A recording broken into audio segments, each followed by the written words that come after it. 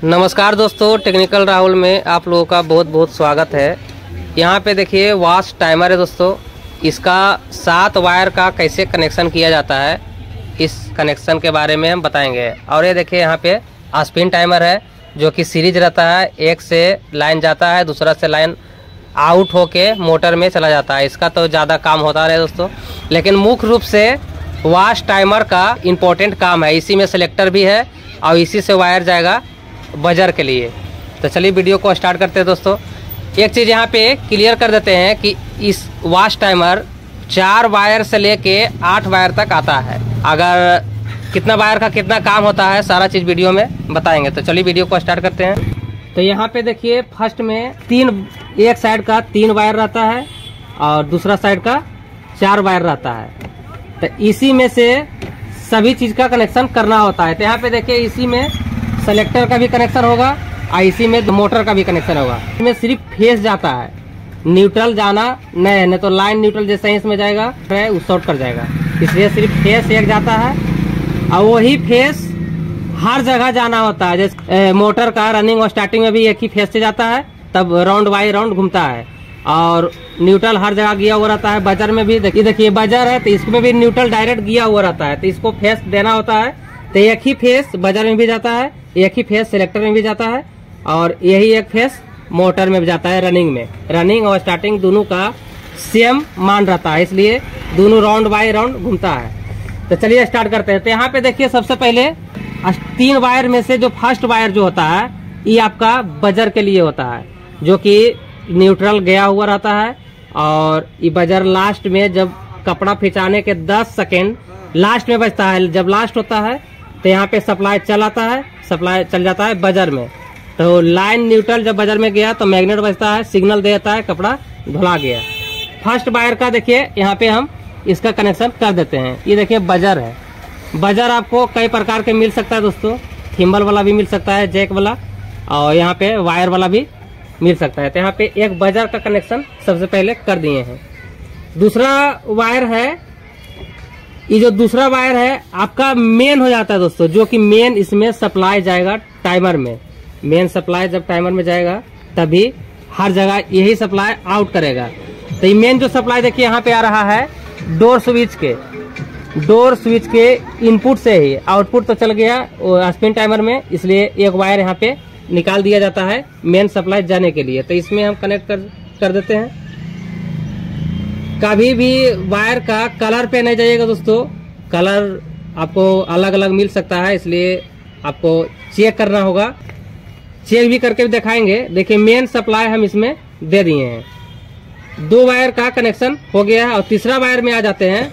Heavy रहेगा या आपका नॉर्मल रहेगा, जेंटल रहेगा, लेकिन इसमें 2 ही सिलेक्टर है, एक हेवी है एक नॉर्मल रहेगा। देखिए 2 सिलेक्टर यहाँ पे है, एक नॉर्मल है एक हेवी है। और जो ड्रेन के लिए जाता है इसमें कोई सिलेक्टर काम नहीं करता है, सिर्फ पानी ड्रेन हो जाता है। 2 सिलेक्टर दिया हुआ है। अब इसमें कनेक्शन कैसे करना है, और जो एक वायर जो बचा है ये आपका हेवी में चल जाएगा।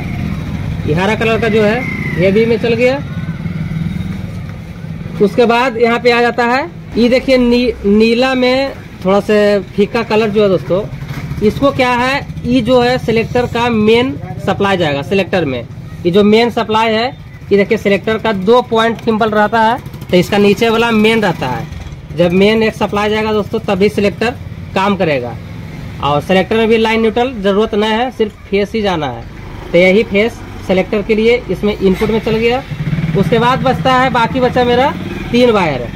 3 वायर में से ये जो 2 वायर आपको जो दिख रहा है दोस्तों, ये रेड पीला कलर है, ये दोनों वायर जो है मोटर के रनिंग और स्टार्टिंग में चल जाएगा, जो कि वाश मोटर में चल जाएगा। तो वाश मोटर एक ऐसा मोटर है दोस्तों, रनिंग में भी उतना ही ओम मिलेगा देखने को और स्टार्टिंग में, इसलिए राउंड फिगर में इसी पे कभी इस पे सप्लाई आता है कभी इस पे। कब आएगा सप्लाई, जब इसको हम इस नोब को हम घुमाएंगे। तो देखिए यहाँ पे कभी इस पे टच कर रहा है कभी उस पे, इसलिए राउंड फिगर में चलता है, कभी एंटी क्लॉक कभी क्लॉक वाई।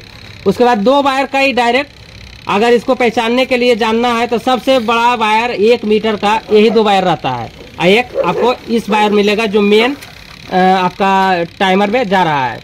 उसके बाद बाकी बचा एक वायर, एक वायर जो बचा ईवी सिलेक्टर के लिए बचा है, जो कि यहाँ पे हम पहले बोल दिए थे कि कलर पे नहीं जाइएगा दोस्तों, वायर का कलर पे आपको चेक करना पड़ेगा, जैसे कि हम चेक करवा के अभी दिखाएंगे। तो यहाँ पे देखिए आपको ये हो जाएगा नॉर्मल में, एक तो हेवी चल गया, ये हो गया नॉर्मल, और एक में जो फेस आएगा सिलेक्टर में इसके लिए है। तो इसको भी कनेक्ट कर देते हैं। अब बाकी जो 2 वायर है इसको ऑलरेडी हम मोटर के पास कनेक्शन कर दिए हैं। वो रहता है न्यूट्रल जो है, और एक फेस इसी में जब टाइमर को घुमाएंगे तो एक इस पे आएगा, कभी इस पे आएगा, इसलिए round figure clockwise anticlockwise घूमता है। अब एक चीज़ क्लियर कर देते हैं चेक करके। नॉर्मली चेक कैसे कीजिएगा, तो यहाँ पे देखिए 3 वायर को हम निकाल लिए। जैसे कि हम आपको पहले बोल रहे थे, ये टाइमर का मेन सप्लाई है, जो कि यही मेन सप्लाई जाता है इसके अंदर। और बाकी जितना भी वायर में जो सप्लाई जा रहा है वो टाइमर घुमाने के बाद सबका एक प्रक्रिया है। तो पहले हम चेक करते हैं। टाइमर को चेक करने के लिए एक मीटर का आवश्यकता पड़ेगा दोस्तों, और इसको कंटिन्यूटी रेंज में हम रखेंगे। सप्लाई देखिए राउंड फिगर में कैसे चलता है। एक देखिए मेन को इसमें हम कनेक्ट कर लेते हैं, कनेक्ट कर लिए हैं। अब दूसरा वायर को एक आपस में बारी बारी से टच करेंगे। देखिए दोनों को आपस में बारी बारी से टच करेंगे। अभी इस पे नहीं आ रहा है,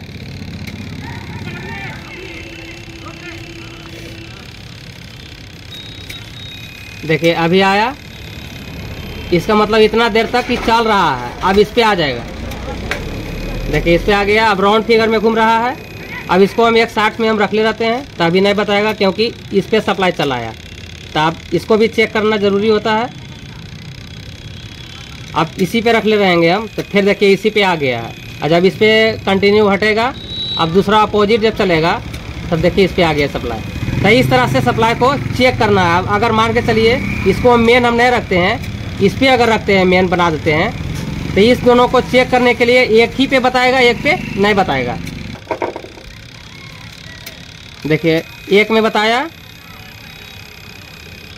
लेकिन इस पे नहीं बताएगा। देखिए इस पे नहीं बता रहा है, नहीं बताएगा इस दोनों में कंटिन्यू, बिल्कुल भी नहीं बताया। तो टाइमर को चेक करने के लिए यही एक तरीका है। ये मेन है, और बाकी दोनों पे एक सप्लाई, कभी इस पे, कभी इस पे, कभी इस पे, कभी इस पे, इसलिए राउंड एंटी क्लॉक और क्लॉक वाई घूमता है। और यहाँ पे देखिए जब ये कैसे चेक कीजिएगा दोस्तों, चेक करने के लिए टाइमर को घुमाना पड़ेगा तब चेक कीजिएगा। ऐसा नहीं कि टाइमर को घुमाए भी नहीं, तो इसमें कोई कंटिन्यूटी किसी में नहीं बताएगा।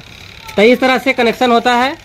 और ये जो स्पिन का टाइमर है, एक स्पिन का टाइमर में इसको जब घुमाएंगे तो एक लाइन इसमें जाता है, इनपुट जो लाइन होता है देखिए जैसे कि इसमें जा रहा है, इसी को आउट करके रनिंग चल गया मोटर में, कॉमन ऑलरेडी न्यूट्रल गया हुआ रहता है। तो इस तरह का कनेक्शन होता है दोस्तों। और थोड़ा सा चला के भी चलिए दिखा देते हैं। यहाँ पे देखिए क्लियर कर देते हैं कि जैसे कि पहले हम बताए थे कि अगर 4 वायर का कनेक्शन रहेगा तब कैसे कीजिएगा। तो यहाँ पे देखिए दोस्तों, यहाँ पे 3 वायर जो मेन था, ये देखिए ये हो गया कॉमन। ये दोनों जो जब इसको घुमाइएगा नॉब को, तो कभी इस पे सप्लाई, कभी इस पे सप्लाई आता है। अगर 4 वायर का कनेक्शन रहेगा, 4 वायर का टाइमर रहेगा, तो इसमें 3 वायर कॉमन तो रहेगा ही, और एक वायर जो रहेगा सिर्फ बजर के लिए रहेगा, उसमें कोई सेलेक्टर वगैरह नहीं रहता है, इसलिए 4 वायर का टाइमर रहता है। अगर 5 वायर का टाइमर रहेगा तो आपका उसमें सेलेक्टर मिल सकता है, लेकिन मोड सिर्फ एक ही मिलेगा, नॉर्मल रहे चाहे जेंटल रहे हैवी रहे।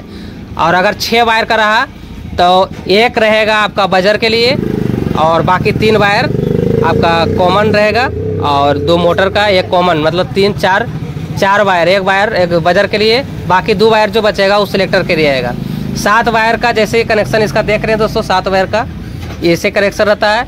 अगर 8 वायर का जो टाइमर रहेगा तो इसका कनेक्शन जैसे सेम किया हुआ है, सेम इसी प्रकार से किया हुआ रहेगा, लेकिन उसमें जो है एक एक्स्ट्रा जो इसका मोड है, यहाँ पे जो जैसे कि देख रहे हैं, यहाँ पे एक हेवी है, नॉर्मल है और ड्रेन है। तो इसी में ड्रेन जब 8 वायर का जो रहता है टाइमर, इसका एक ड्रेन के लिए अलग नोब दिया हुआ रहता है, और इसी में एक हेवी रहता है, नॉर्मल रहेगा, और यहाँ पे एक जेंटल रहेगा। तो इस तरह से एक नॉर्मल रहता है, हेवी रहता है, डेलिकेट भी बहुत जगह रहता है, तो यहाँ जेंटल मिल सकता है। इसलिए 8 वायर का कनेक्शन कभी भी कीजिएगा तो आपको इस तरह से कनेक्शन करने के लिए मिलेगा। तो अब इसको स्टार्ट करके देखते हैं। तो लाइन इसमें देते हैं दोस्तों। अब इसको ऑन करते हैं। इसको जब घुमाएंगे तो देखिए यहाँ पे चलना शुरू हो जाएगा। पहले इस तरह से चल रहा है एंटी क्लॉक, अब देखिए क्लॉक वाइज चलेगा, चल रहा है। अभी यहाँ पे देखिए नॉर्मल में है, अब इसको हेवी में करते हैं। हेवी में किए हैं, देखिए हेवी में जो है थोड़ा सा कम घूरता है, लेकिन देरी से ही घूम रहा है, इसलिए मतलब हेवी में कंबल वगैरह खींचने के लिए रहता है। नॉर्मल में ज़्यादा देर तक घुमाएगा। तो इस तरह से इसका कनेक्शन रहता है दोस्तों। एक चीज़ और क्लियर कर देते हैं कि टाइमर को जब इसको इस तरह से घुमा दीजिए तो फिर हाथ से ऑटोमेटिक अपने से यहाँ पे लाने का कोशिश नहीं कीजिए, ये अपने आप ही चलाएगा। यहाँ पे ऐसे टाइमर ख़राब होता है। अब देखिए स्पिन को हम चला के भी देख लेंगे। यहाँ पे देखिए स्पिन का भी ड्रम घूमने लगा।